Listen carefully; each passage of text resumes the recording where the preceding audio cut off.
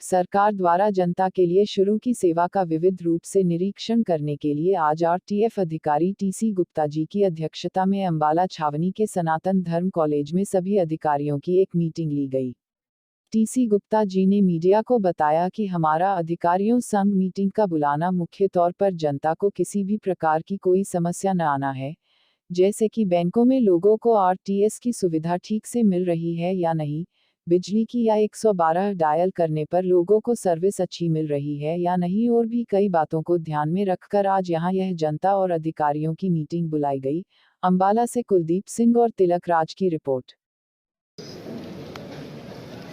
जो आज की मीटिंग थी उसका प्रमुख उद्देश्य तो ये था कि लोगों को स्पेशली जो एमिनेंट सिटीजन जो नागरिक हैं प्रबुद्ध वर्ग के, जिनको माननीय उपायुक्त महोदय ने निमंत्रित किया था, उनको बताया जाए कि आरटीएस के प्रोविजंस क्या हैं।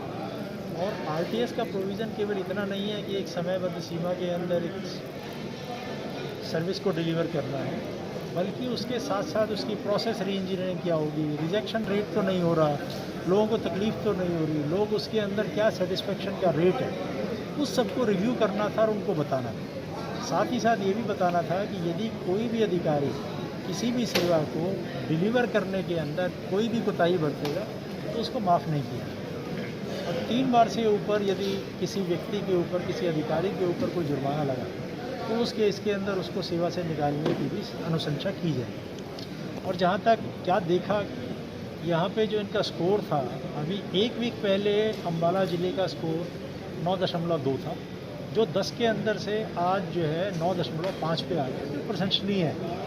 धीरे धीरे हम स्कोर को बढ़ाने की 2022 के अंदर हमारा प्रयास ये रहेगा कि इसको लगभग 10 के पास ही ले जाएंगे। और कमी की ऐसी बात नहीं, जैसे रिजेक्शन रेट अभी उनको नहीं पता था अधिकारियों को कि इस चीज़ को देखा जाएगा। बहुत सारी ऐसी स्कीम है जिसके अंदर रिजेक्शन रेट जो है ज़्यादा था, या आउटसाइड आरटीएस लिमिट जो है वो ज़्यादा परसेंटेज चला गया, तो उसको रिव्यू किया गया और उसके बाद में उनको बताया गया कि आपको इसकी तरफ भी ध्यान देने की आवश्यकता है। इसी प्रकार से मान लो मुख्यमंत्री स्कीम है जिसके अंदर हम गरीब शेड्यूल कास्ट महिलाएं हैं, उनकी बच्चियों की शादी के ऊपर 51,000 रुपये देते हैं। उसके अंदर लगभग 1,500 आदमियों ने 5 में से 1 नंबर दिए।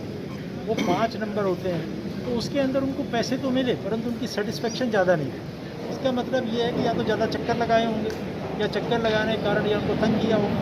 यदि आप सुविधाओं को समय पे देंगे, समयबद्ध तरीके से देंगे और बगैर किसी तंग के देंगे तो उस केस में कस्टमर की सेटिस्फेक्शन होनी चाहिए, मतलब नागरिक की सेटिस्फेक्शन होनी चाहिए। या कस्टमर की बजाय नागरिक हमारे सामने है, तो यही हमारा उद्देश्य है। नगर बिजली बोर्ड की शिकायतें ज़्यादा इसलिए नज़र आई क्योंकि उनके एप्लीकेशन ज़्यादा होते। स्कोर तो उनका 9.3 था सरल के ऊपर, परंतु कुछ पुरानी भी उनकी शिकायतें थी क्योंकि ज़्यादा है उनके पास।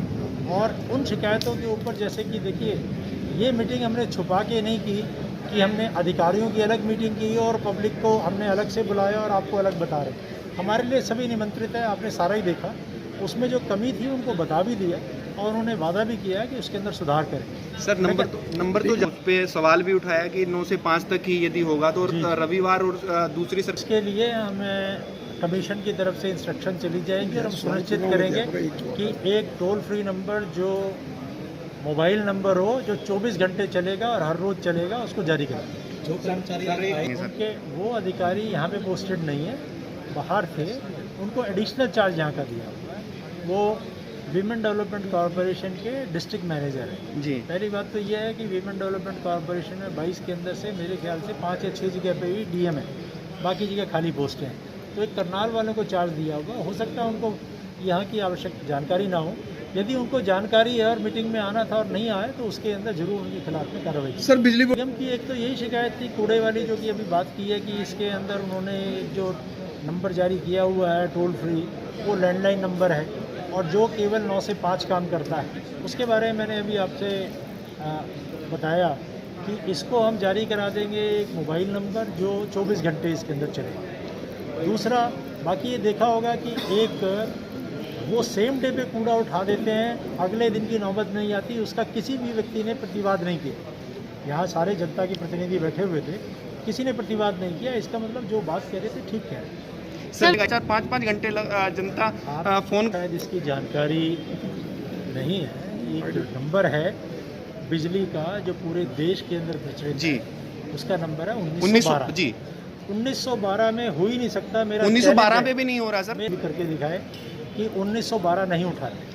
1912 UHVVN का इतना अच्छा सिस्टम है, आप अभी करके दिखाते सर 1912 पे भी कई बार 12 कॉल सेंटर जो है अभी यदि करके देखेंगे तो हाथ अंगन को काट सकता है। सर हो सकता है इस समय जो सिस्टम है उसमें UHVVN का कॉल सेंटर मोहाली के अंदर है और वहाँ पे उसकी रिपोर्ट रोज